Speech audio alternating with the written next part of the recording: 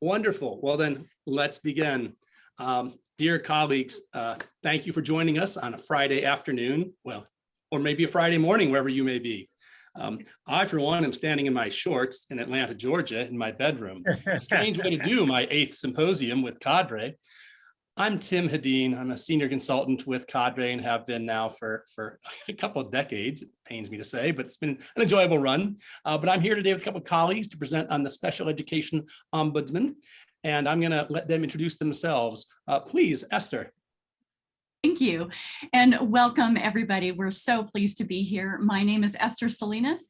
I have been an ombuds in public schools, K-12. I've also been a teacher, a school principal, have sat on hundreds and hundreds of IEP team meetings, and I'm currently transitioning as a professor of education. Great, thank you. Welcome, Esther. Thank you. Kim. Hi, my name is Kim Schulis, and I am currently an attorney for school districts in special education. I've been doing that for over 20 years, and I'm in the process of transitioning to be a special ed ADR consultant. I just finished up my Master's of Law at Pepperdine and the Strauss Institute, and part of this topic for today relates to my culminating project of advocating for the creation of special ed ombuds offices throughout K-12 school districts. So we're excited to discuss this idea with you today. Welcome. Great. So thank you again. Thank you, colleagues. For the sake of time, dear colleagues joining us, we're not going to go through and do introductions, and I apologize. One of the great losses to this format, but the advantage of this format is that, well, maybe you're wearing shorts like I am. So what we're going to do is walk through the agenda here quickly. We have, as the format has been for the conference or the symposium, 1 hour. What we've done is we've got probably 3 or 4 blocks of information we'd like to share, and then we've left time quite intentionally with a slide that invites your comments. So the chat is open within Zoom. So if you'd like to chat, safer than in Discord, in Zoom would be great. If you have comments you'd like to add there, we'll try to monitor those as we go. But we do have some intentional slides, and we've asked Kevin, who's helping us to coordinate the session, to leave open the chance for you to turn on your microphones and your videos if you have questions or comments when we reach those points. So the agenda, I hope, is on your screen. Welcome and introductions. That's my role. We're going to turn to an overview of ombuds. Esther will speak to that for us. Ombuds within education and within special education. Kim will lead us in that discussion. And then we'll each offer some insights around the implementation of this unique role. We have intended to leave time for questions, discussion, and resources, but we encourage you, bring your questions up when they come up. Again, this session is designed for your edification. We've brought the materials. You've got a copy of the slides, probably a longer form copy actually, that we're going to try to issue in an hour here. So we seek to get you all the information that you might need. And the last thing I'll say quickly by way of introduction is, please feel free to contact us directly after or outside of the session as well. We're all here because we're committed to the work, and we hope to support colleagues who wish to endeavor similarly. So with that, I'm going to nudge us forward, and I think, Esther, this is the the slide with the most animation. Well, we'll do a brief history here of the ombuds origin. And ombudsmen have their origin in Sweden with King Charles XII. And he appointed the first ombuds after Sweden was defeated by Russia. About 100 years later, they actually put it into their constitution and formalized that position. This position during World War I expanded into the Scandinavian countries and then into a little bit further into Europe. And it was during the civil rights era of the 60s and 70s where this spread to Canada and then again to the United States. And it really became prominent on the campuses of colleges and universities. Now, there are a number of different types or categories of ombudsmen. We have external ombudsmen, and they serve in a classical role, such as independent government offices or advocate ombuds. And then we also have internal ombuds, and that's what the category of organizational ombuds falls into. But the internal ombuds is really that designated neutral. And so ombuds serve, as I mentioned prior, in government, businesses, organization, on colleges and university campuses. You might be familiar with long-term care ombuds or correction ombuds. And then we have K-12 ombuds. And what we'd like to propose today, as has been mentioned, a special education ombuds. What is notable is that there was Hanover Research had done they had looked into ombuds offices in K-12, and at that time, just a few years ago, there were less than 20 across the United States. And so it really is an opportunity for us to get into K-12 special education.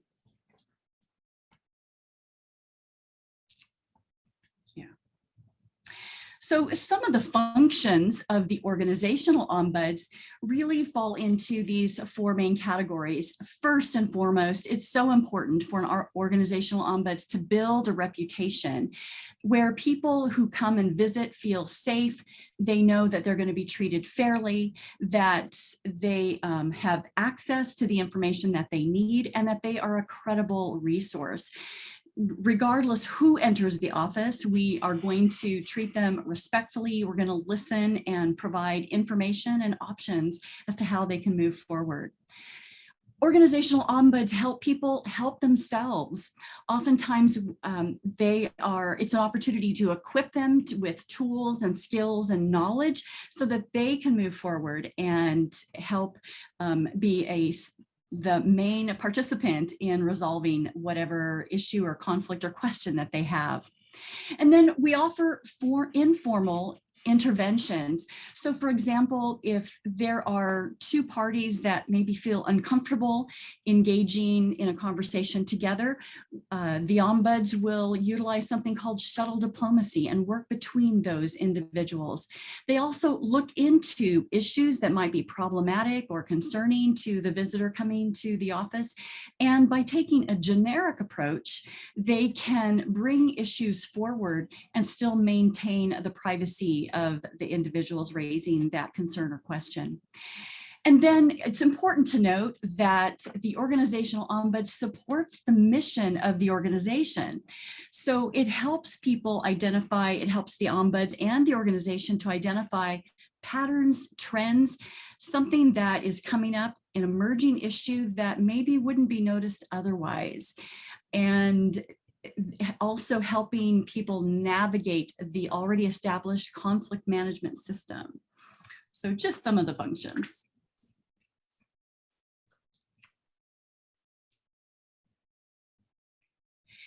And then organizational ombuds operate under guiding principles, and these four are presented by the International Ombuds Association. And these are independence, meaning the ombuds is outside of the organizational structure. They report to the most senior position in the organization, and it is very distinct from compliance, such as human resources, risk management, and it retains sole discretion. So it is independent. Another guiding principle and feature is that the organizational ombuds is neutral and impartial. They don't advocate for one party over another, but what they're advocating for is fairness, equitable processes, and they are unaligned. And then confidentiality, which often is what visitors so desire. And this really permits the visitor to open up, be forthright. It facilitates that relationship of trust with the school district or SELPA or whatever the organization happens to be. And then it really helps to help the visitor consider other options once that setting of trust is established. And then very importantly is that it's an informal process. We don't keep notes that are going to be reported out. We don't conduct formal investigations. We don't render decisions. And so And if someone brings forward a complaint, you don't, through the Ombuds office, put the organization on notice. So these are some of the outstanding principles that guide the Office of an Organizational Ombuds. Let me note, dear colleagues, as we transition to a slide that I'll cover, but on this basis, as Esther has outlined for us, confidentiality is really key in this work. And as I look over our roster of attendees, I've worked with many of you in the past, I'll note, and welcome to those I haven't met before. But you'll note I've worked in the mediation field for 25 years in a number of states and federal agencies. But now I do ombuds research internationally, and I got served as campus ombuds for 5 years myself. Confidentiality is quite key here. It's what allows that candor, but the informality is also important. And so let me at least underscore Esther's point that I believe individuals, whether they be families or employees within systems, find the ombuds a useful office when and as they know it to be impartial, independent, informal, and confidential. Sure. I know for many colleagues, this may be a bit hair-raising because so many of our offices and functions have rules about what can and can't be kept confidential. We recognize ombuds as a very unique role. Let me transition for a moment here to a slide that may be familiar, I hope, to many of our participants. This is the cadre continuum of dispute resolution processes and practices. In the shop, we call this the piano keys chart, because it used to be rendered in black and white for one thing. But all these vertical slices really describe these options, the intervention or the services at play. And you'll note ombuds appears there under stage 3 toward the middle of the slide when the level of intervention is for conflict. In discussing Kim's work that really motivated us to bring this workshop to you this afternoon, Esther and Kim and I thought this could really be improved a little bit if we were to think about the fact that ombuds spans many of these. Right, between Esther's practice within school systems, my practice in universities, my survey research internationally as well, I would offer that an organizational ombuds office spans, what's that, 10 or 11 different spaces or processes. I, for one, am not a big fan of the term conflict prevention. If we believe conflict is natural and inevitable, I prefer Bernie Mayer's framing of conflict anticipation. There is going to be conflict. And so at stage 1, anticipation, at stage 2, disagreement, throughout stage 3 of conflict, and ombuds can be a very useful resource. I'll note that for those of us who have served as ombuds, one of the most common thought bubbles that we can never say out loud is, I wish you'd called us sooner.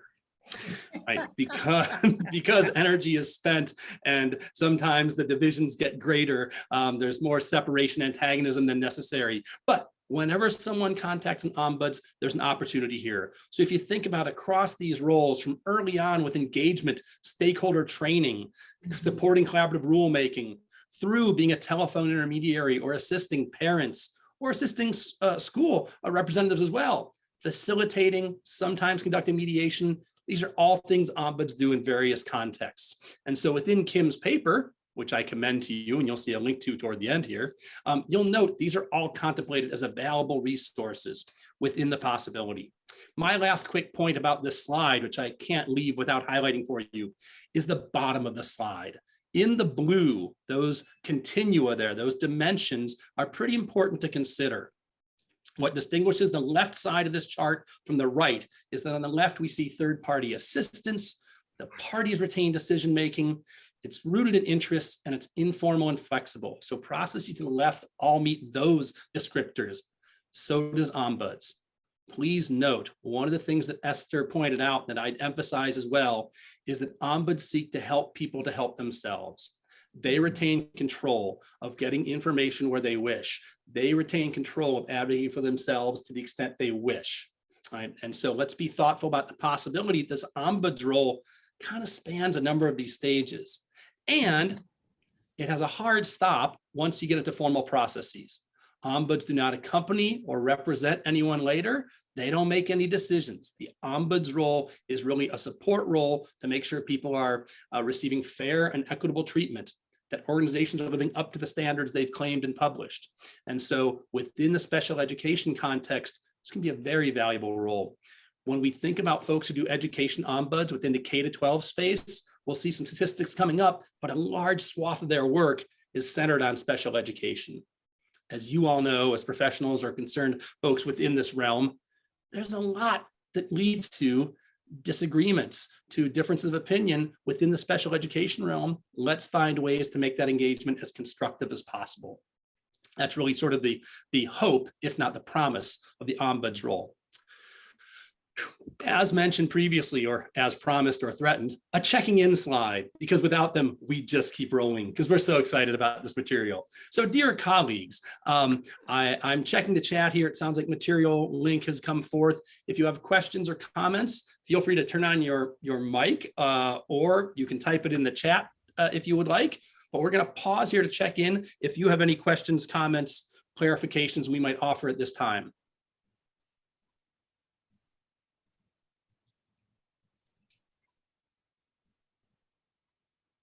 I'm checking all my screens and seeing none. Either you're tuned out or you're tuned in so distinctly.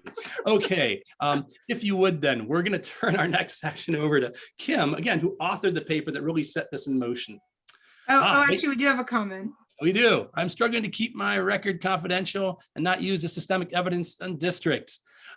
Yes, Lynette, I can offer at least, and I invite Esther or Kim to chime in as well. I'll go first quickly and say, it is certainly a struggle. One of the difficulties that we find, I conduct surveys every 2 years internationally of ombuds offices, and within the K-12 space and many others, what we find is the need for ephemeral notes. Notes that don't have identifying marks and you don't hold on to any longer than you absolutely need to. So there aren't materials that anyone might access or use later is part of the recommended practices. It gets tough. You're going to work with a family over years. You're going to want some reference to maintain, but anything that you have written down that might be accessed becomes difficult. So I appreciate that. Esther, Kim, thoughts? You know, that is often a struggle. And so I just got into the habit of saying, you can choose a certain distinct period of time as long as you're not engaging with that visitor any longer. Just say after X number of weeks or months, I'm going to destroy this material. And then keep yourself accountable to do so. And then make sure that whatever is used for systemic evidence is going to protect the identity of those folks who come forward. So really important to make it just about maybe high-level demographic information. I think that's a good idea, and I really appreciate that. And that was the stance that I had to take because I wanted to ensure that obviously the information was kept confidential, but also I stressed the fact that when families contact me, I am hearing one side of an issue. And it is not conclusive information. Yeah. But the directive given to me by my director was to provide the information. So what I did was I provide an introductory paragraph that illustrates that this is anecdotal information only, and I only provide the basic information as far as these are the number of calls. Well, I don't even give that. These are the percentages of concerns in each areas. And that is as much as I'm comfortable providing, because obviously in my position, just, in our positions, we are privy to confidential information, private information that is difficult to share. And I think that it would be a betrayal of my position to blast that information to people in my office. Even if it helps the next student, I'm not given permission to share such intimate and delicate information. And I appreciate you all so much because I was struggling with it. Thank you so much. Sure. If I could, and allow me, thank you for sharing that experience. And let me just say, as someone who visits and does peer reviews of ombuds offices around the world, I'll say that one of the things that I would offer is the idea that being clear with all of your stakeholders as to what you share and why, but also that most of the information you gain was shared with you on the basis that it wouldn't go anywhere. And so you might need to negotiate with whomever you are expected to report to about, here's what we can expect. every periodic, whatever, every 6 months or every year, I'll give you a high level vantage of themes that come forth. But I will ensure always those themes can never be identifiable to anyone, because that's the pledge I made when they spoke to me in the first place. So again, thank you for the thought. And let me say, for all the colleagues there on participating, note that ombuds, wherever they've started, and I've helped establish a few offices around the country, this is a point of discussion that's very unfamiliar to many folks. We don't have many roles that have the discretion to say, what I hear stays here. And indeed, in some systems, there are exceptions to confidentiality. Most organizational ombuds work with an exception to confidentiality of duty to warn, right? Imminent threats of harm to self or others.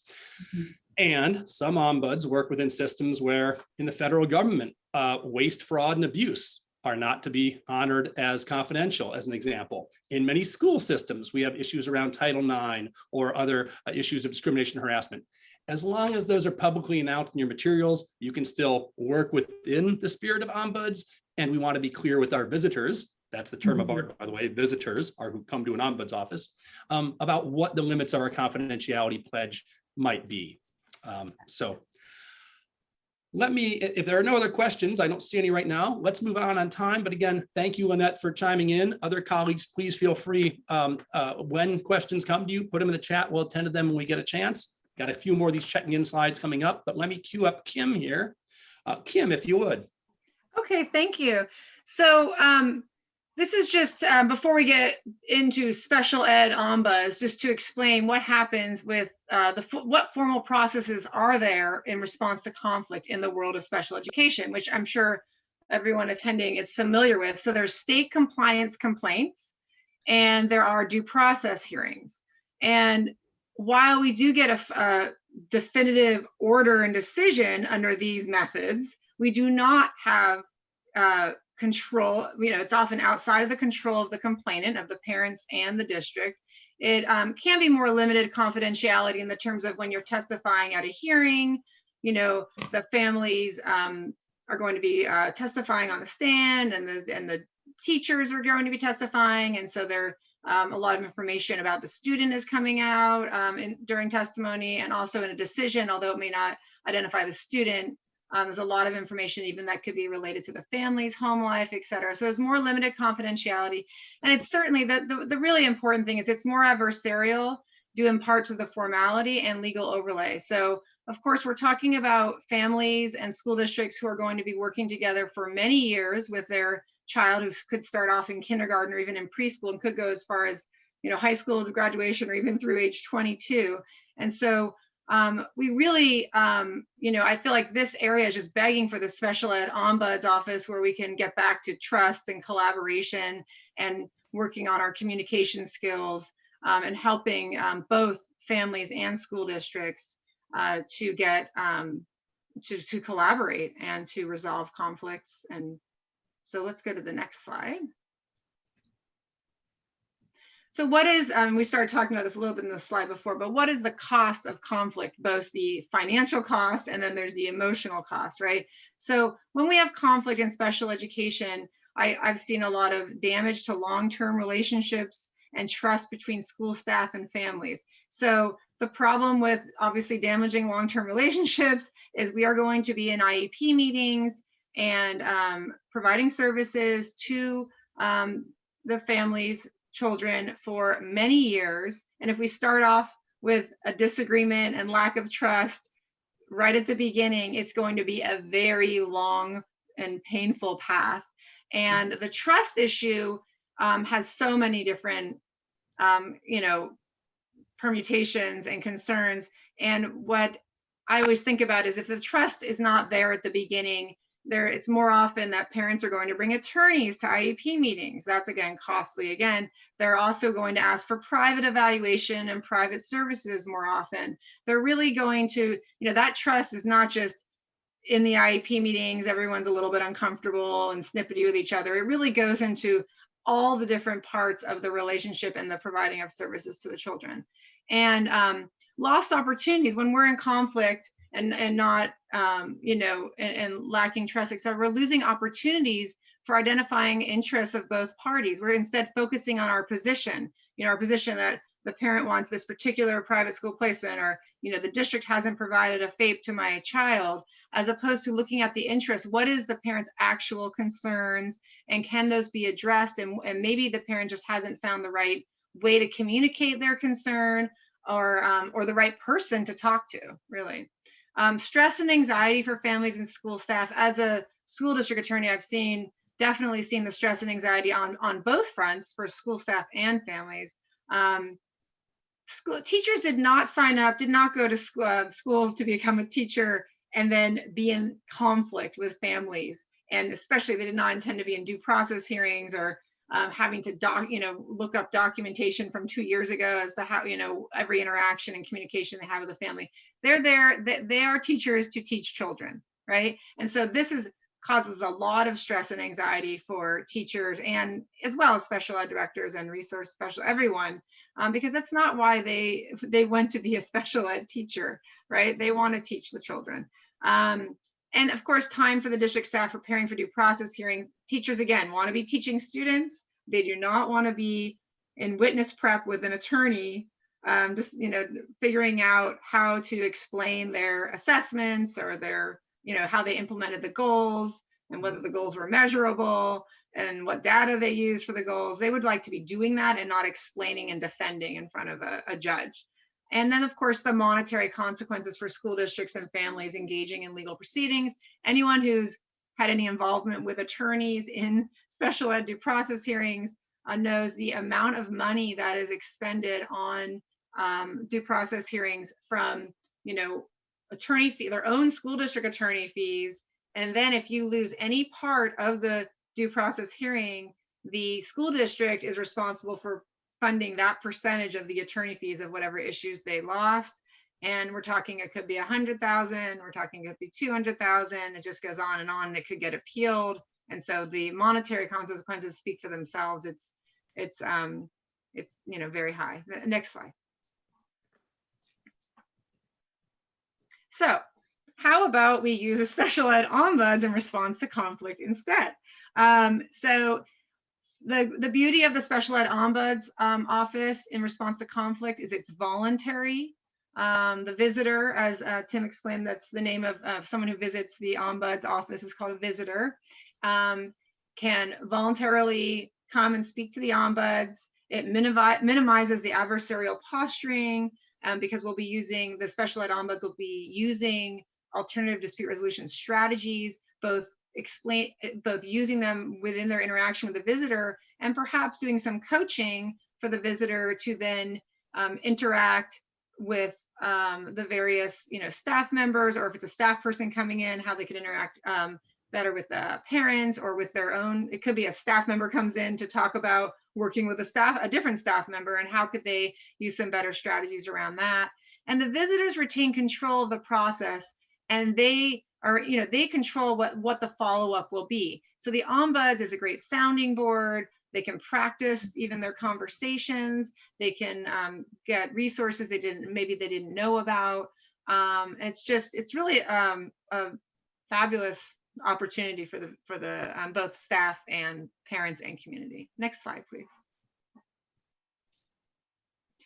Tim again alluded to the percentage of special ed issues for education ombuds. These are just a few statistics to get the idea across as to how many of the issues that have come to education ombuds offices pertain to special education. So looking at 28%, 30%, 30% in DC Office of Ombuds, 28% in Washington State Governor's Office of Ombuds. So roughly a little under a third. I would venture to say with COVID and all that has affected special education students, that it might even be higher this past year and a half. So it's definitely ripe for, and there's definitely would be enough work for the special ed ombuds to address with visitors. Next slide. And this is sort of just going into more detail as far as what is the Special Ed Ombuds office. It would be so it's an informal resource to help families and school staff with any questions or concerns. What's really important that the visitor will know right away when they come in or when they make that phone call is it's confidential. The person they're talking to is neutral. Okay, so they are not speaking on behalf of the school district. They are truly a neutral, and we will talk a little bit more about how we can avoid the perception of them not being neutral, and to make sure that they understand that everything that they're saying to that ombuds will be kept confidential, which we'll talk about as well. And the beauty also of the ombuds is they work closely with senior administrators, so they would work with the director of special ed, the assistant superintendent, but they they don't have to answer to them and worry about what they say. So they are free to give their opinions, and of course they have to be limited with what they can tell the administrators based on what the visitor's conversation was and what is being kept confidential. But they also would have, the special ed ombuds would have access to documents. So if a parent comes in to the ombuds office and is concerned about an assessment or their IEP, and sometimes it might just be a miscommunication. So the ombuds office would be able to access the IEP, and they might even just be a clarification, like, actually, that's not what the IEP says, or let's take a look at it, or actually, there's a more recent IEP. Did you know that? You know, maybe the parent didn't get the last copy of the IEP. It went into their spam folder or something. So it's a really, the fact that they have access to the students' documents, I think, can be really helpful.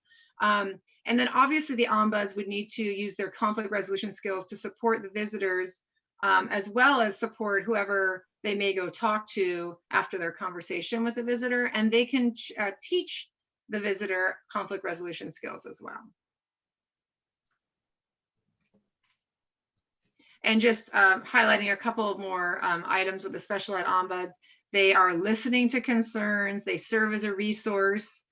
Conflict coaching, like I've alluded to, helping. Even they could even practice a conversation with the ombuds and the visitor, and sort of do role playing, etc. And they can explain district policies and procedures.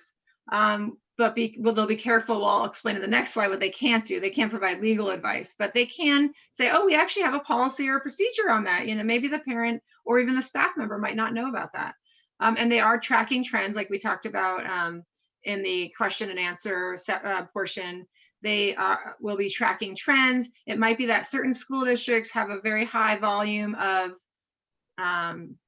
assessment or IEs being, or independent educational evaluations being requested. So they might track that trend, and maybe there's some concern about the district assessment at that particular school site that can be looked at and that can be resolved, and then maybe decrease the amount of independent educational evaluations that are necessary.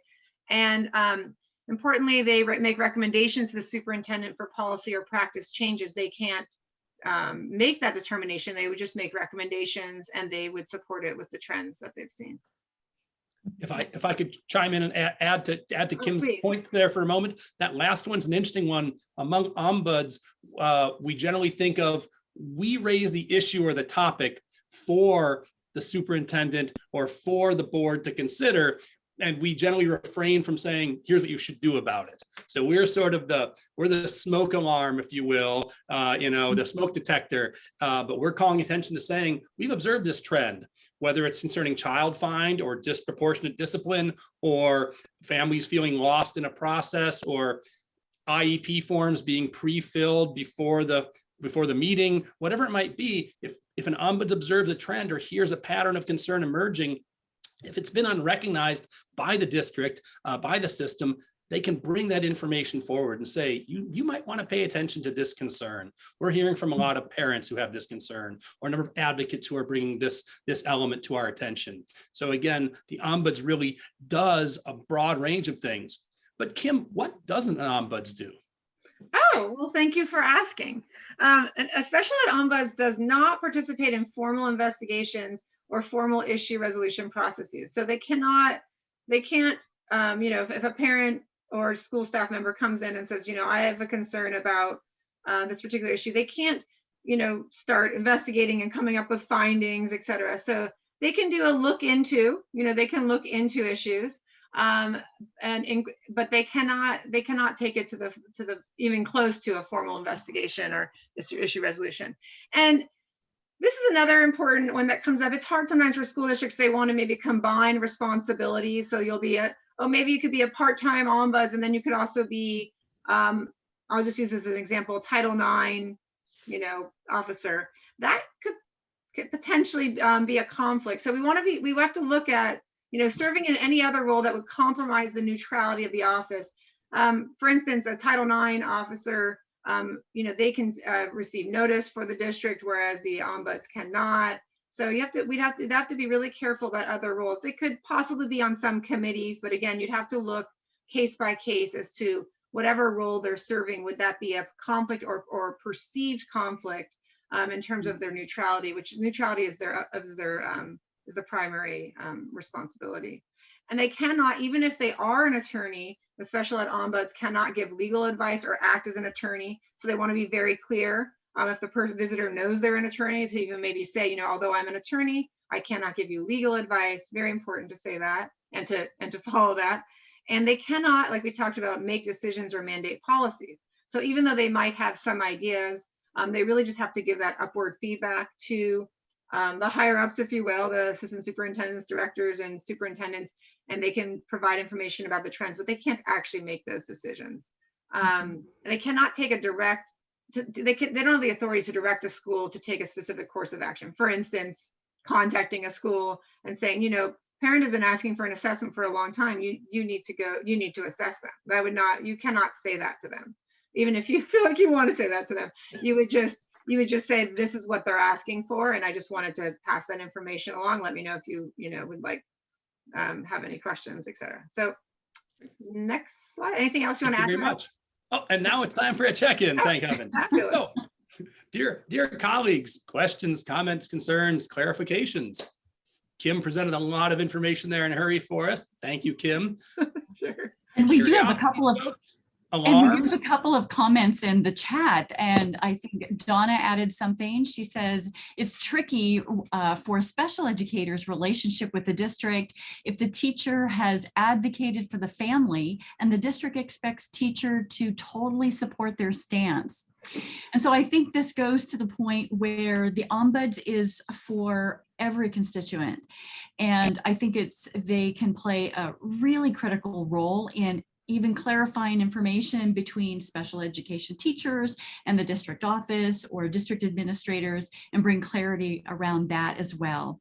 And I've had the experience as well of having district administrators ask me to do something that was a conflict of interest, and you have to navigate that. You have to utilize your own skills as an ombuds to take it as an opportunity to instruct and teach and help them see how me calling all of the parents and make sure that they sign their IEPs would be a conflict of interest.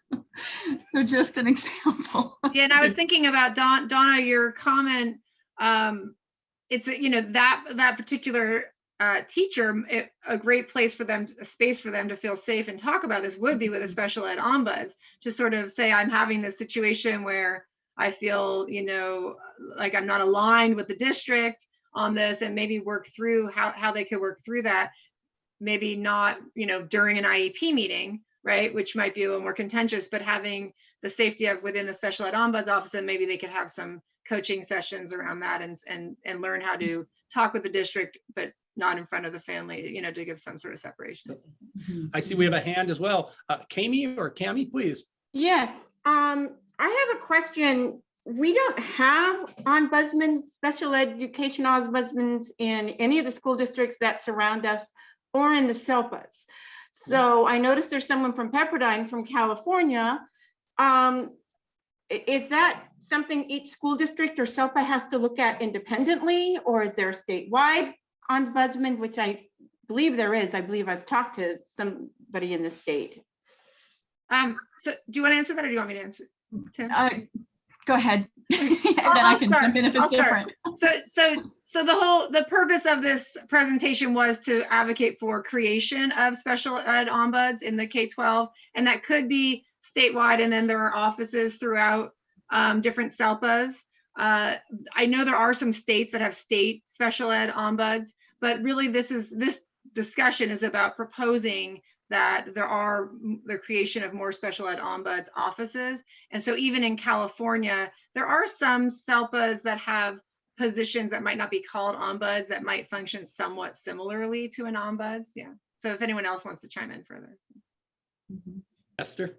I was just going to say it really does depend on the organization. I've worked with several other school districts, one in New York, Virginia, and some inquiries in Utah, and they all have unique circumstances. So it really just depends on that particular school district, or SELPA as we refer to it in California. And if I could just chime in, and I'm picking up a few themes here as well. So yeah, to the question, I think these are usually of local origin or initiative, sometimes statewide would be the experience. It's a little bit in the strain of the mediation field where it's quite regional. It's not regulated centrally anywhere. And so ombuds take different forms and formats. And if I could use that to leap over to the chat for a moment, if I could, I note that Deborah has added in the chat here that there's a Special Ed Ombuds Housing Adult Developmental Disability Council. They've indicated they want to be a different kind of ombuds and have a watchdog, which again might harken back to what we call advocate ombuds. There are advocacy roles within the ombuds field. Let me just say, as someone who had 3 grandparents from Sweden, the term ombuds is remarkably opaque here in the US. And one of the issues that gets for us is that we have like the long-term care ombuds. Every state has an office who receives complaints. If you have a parent or a family member in a long-term care facility, most states have a role you can call. That's an advocate ombuds. They're looking out for and supporting those who might otherwise not raise their voice or protect their rights. Those folks can do investigations and they can issue sanctions. That's a different model of ombuds than the organizational one about which we're framing. So I can certainly see, to Deborah's point there, it changes what people are anticipating, and there's kind of an imprecision about the term ombuds. And if we read down here, any overview reports and analyses show what the cost is to create an office, which can be compared to overall improvements. One of the great challenges of the field, and I've been working on this closely with a colleague who is really thought to be the doyen of the field of ombuds. Her name's Mary Rowe at MIT. So Mary and I have done some research together for 6 or 7 years here. And one of the biggest themes in our research, which remains a difficult nut to crack, would be how do you demonstrate value when the work you do is of necessity confidential and is often about relationships and trust, right? And people receiving fair and equitable processes. How do you place a number on that? You know, what's the number of lawsuits not filed? The number of, children who didn't incur some more challenge or difficulty in getting the supports they might have attended or been entitled. Those are really difficult measures to make. We do tend to measure these things in terms of morale on the staff side of matters, or family levels of trust with organizations and otherwise. They're tough to translate, and based on who's doing the equivalencies or weighting, how we see that is quite tough. So I'm not very aware of reports or analyses that show the cost comparison. It'd be great work, and I will add that Cadre continues to try to make a contribution at the local level to think about how might we look at the relative value and savings or potential utility of the various processes within constructive conflict engagement across that DR continuum. It's a persistent challenge. At some level, ombuds offices really reflect and represent a district's commitment to fairness, to transparency, to support. And yet it's not easily going to land on a spreadsheet. And so this is one of the challenges before us. Kim, I don't know if in your research or in your paper, you speak to this issue of valuation by chance? Yes, I mean, first of all, if you think about one special ed due process hearing matter going to hearing will pretty much pay for the special ed ombuds office, possibly, depending on how big it is, or maybe 2. So I think, I mean, and then there's the emotional, and all the other, and the time commitment, et cetera, that we would be saving by having the office. But yeah, I mean, I definitely touch on it, but there isn't a lot of direct research, except to say that, even 1 or 2 due process hearings not going to hearing would literally could pay for it. So Certainly. Let me adhere to my timekeeper role here and nudge us forward. Let me just note real quickly, though, I see Cheryl has asked in the chat, how does someone become an educational ombuds? We're going to speak about implementation in our closing slides, but a quick preview to that would be Within the field of ombudsing at this time, there's only one organization, the IOA, International Ombuds Association, that's the most expected training among ombuds who seek to be organizational ombuds. So if you type in IOA or look up ombudsassociation.org, that's the site where most folks get their training at this time. We'll speak more about that a little coming up here, but let me nudge us forward with slides in the interest of time. And I've arranged my Zoom screen so poorly, I can't find my next slide. Esther, I believe you're on. Yeah. Yes. So this begs the question, what happens in that office? How does this process work? So typically the visitor will come to the office, and we call this the intake phase. And this is really where the ombuds is gathering information. We're able to describe or define what the actual issue is. And it may be a question or a curiosity that gets answered, and it could easily be resolved at this phase. But if not, they spend a little more time together, and the ombuds is actively listening, asking some probing questions. Then we're able to identify those issues. But then comes the phase of, what are the options available to the visitor? Anything from, I don't want to do anything about this, to maybe there's an informal process or a formal process I want to proceed. So in this consultation phase, really, they are exploring their options, weighing the pros and the cons as to what the consequence or the logical end of that option, where that might take them. And so they can explore those. And it might be here are some tips, here's some information, here are some skills or tools that you can use. And there's this empowerment that takes place at this consultation stage. And if after that, it's very possible that at that point the issue is resolved. But if not, then perhaps the Ombuds office takes more of the role of intervening. And this is where we take a deeper dive into what those concerns are. We might be analyzing some research, reaching out to some different individuals, some departments, setting up a meeting. Maybe it's that informal mediation phase. So where the ombuds, the special ed ombuds, is actually stepping into that stream of conflict and helping reroute it to a resolution. But then there may not be a resolution at this phase. And maybe at this point, the ombuds has to make a referral, maybe to another agency, or maybe there's another method of resolution, and then it can resolve there. So anywhere along this process, a resolution can come to fruition. Next slide.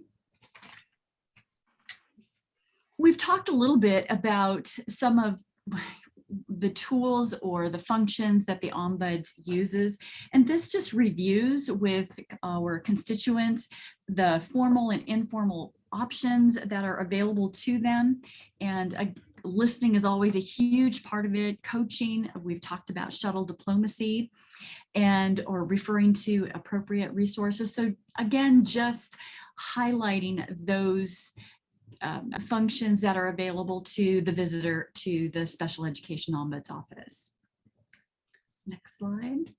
Can I piggyback quickly on upward feedback? Absolutely. So one quick thing I'll add here would be, it's probably not apparent to many, but one of the roles the Ombuds plays alongside directly receiving visitors is monitoring the climate and the culture of the organization or the district, and providing upward feedback to relevant administrators to say, take note of this. This should be on your radar. If your antennae aren't trained to this wavelength or frequency, take note, this is important. That upward feedback feature is this culture monitoring role that I think is also an important one as well to highlight.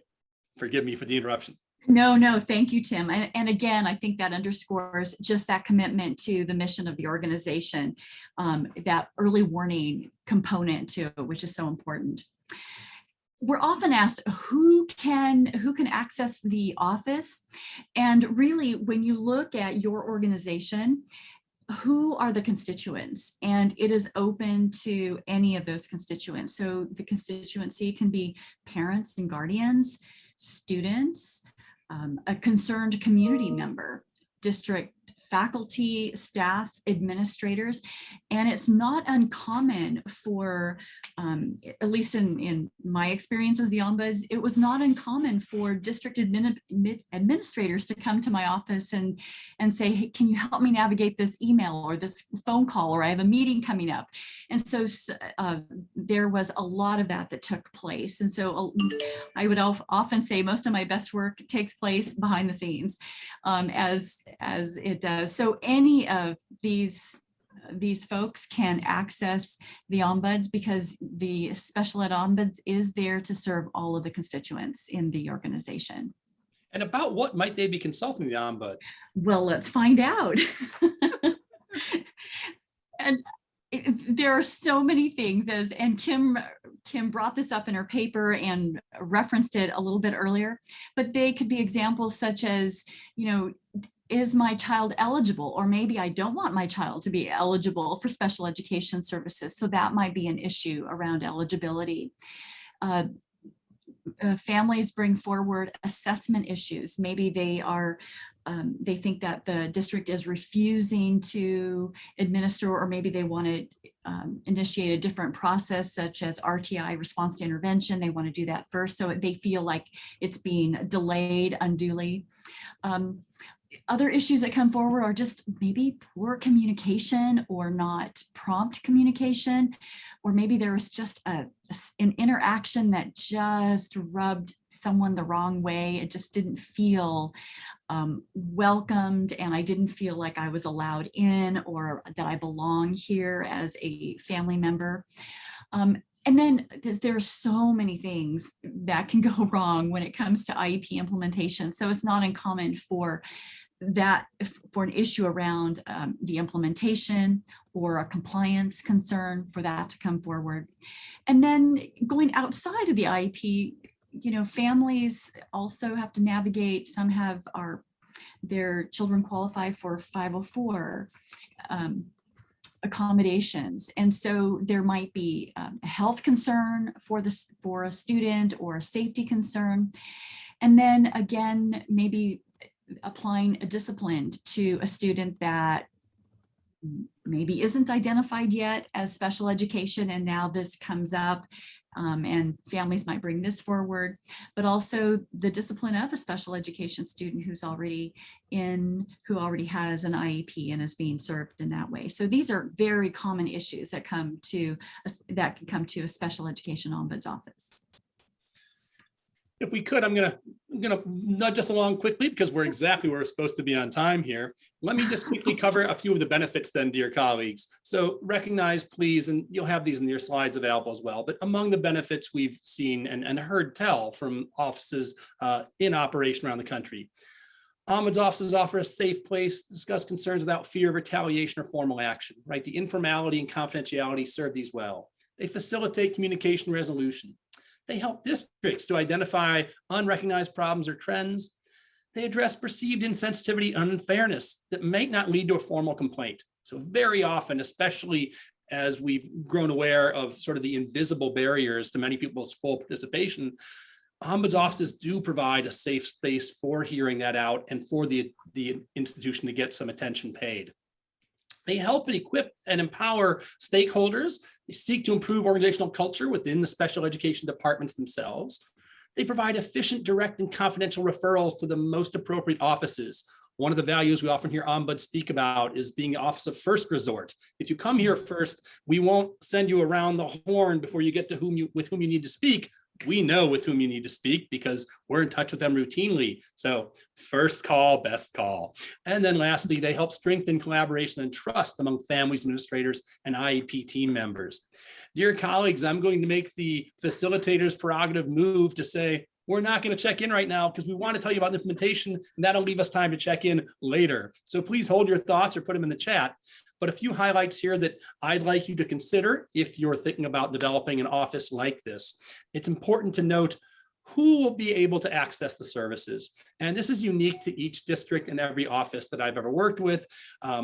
Developing that charter to define who's eligible for services is pretty important, because you also want to think about those guidelines around confidentiality or any reporting requirements. It may be that will influence that idea. What are the role and responsibilities of your ombuds? What are the qualifications and training? To Cheryl's question earlier, I mentioned that the IOA is sort of the most recognized, really the only training provider of organizational ombud services. Many of us teach college courses on them, but if you look in the marketplace of ombuds, you will see that most people anticipate that you've taken the IOA Foundations training, it's called. Where would you physically locate the office? It's an important consideration. Where do people feel comfortable going to? If they're concerned about people knowing they've attended, maybe you need to have some offsite location or some availability in various forms and formats. How will you manage confidential communication? And then how would you think about what would the return on investment be that you'd want to consider and that you'd want to be able to demonstrate were you to be asked? So to establish an SEO office, this is consistent with Cadre's themes across all of our work. Engage stakeholders, right? Just as school districts know well to engage families, when you're going to consider development of an ombuds office, engage anyone and everyone who might have some thoughts, concerns, or interaction with the office, please. Consider the district core values, mission, and vision. Very often, ombuds offices align well with those. Develop a charter, including the limits of confidentiality. A related note, don't become an ombuds if you don't have a charter. The charter, also known as the terms of reference, would be what provides for your insulation from other factors, whether it be political influences or demands for your data or otherwise. So it's a term of art, but do look into it, please. Think about annual budget priorities. Ombuds are usually not an expensive office, given the overall frame. And as Kim has pointed out, we have many instances where any one case that gets diffused or appropriately handled early through an ombuds intervention often pays for the sake of the office, right? The annual budget there. So select and ensure fundamental and continuing professional development for ombuds, identify a neutral location, and design the physical office. So winding down here, it's always a good time for outreach. I've lost track, my dear colleagues. I ran out of paper to know who's covering this one.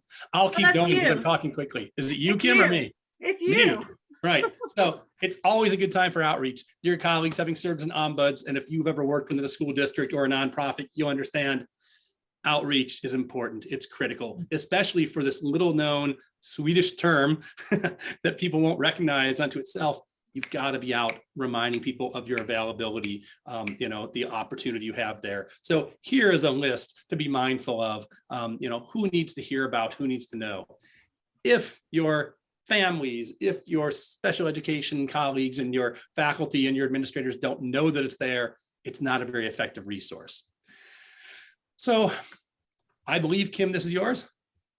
Yes, and I don't know if we literally have 1 minute, so I'm just going then we shouldn't walk through it. Colleagues, just know that we've designed SEOs to align with the ombuds structures. So we're going to wind down with a list of resources here. If you have any questions, comments, concerns, please raise your hand quickly or put them in the chat, and please blame me for mismanaging the time. Questions, comments, concerns.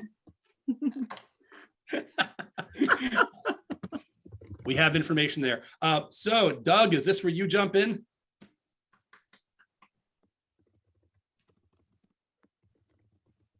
Yep, you got 2 minutes, and or maybe a little less.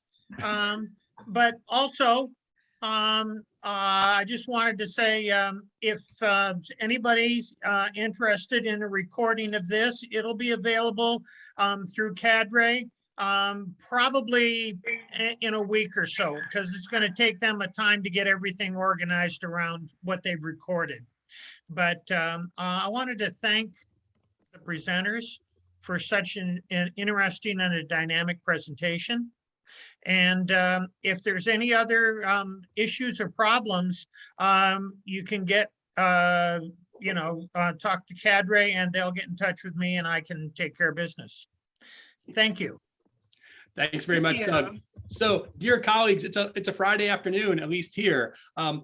I don't know if the thing's going to close down, but I'll at least speak for myself. I'll be available for any questions, comments, concerns, otherwise. But thank you all for your participation and attendance. We hope we brought useful information for your consideration. And Thank you. so much. Please reach out to us. Should we put our email in the chat, or is that? I just took the liberty to do so, but I should have put your email in the chat. That'd be taking liberties. Okay. Thank you again, colleagues. Okay. Thank you, everyone.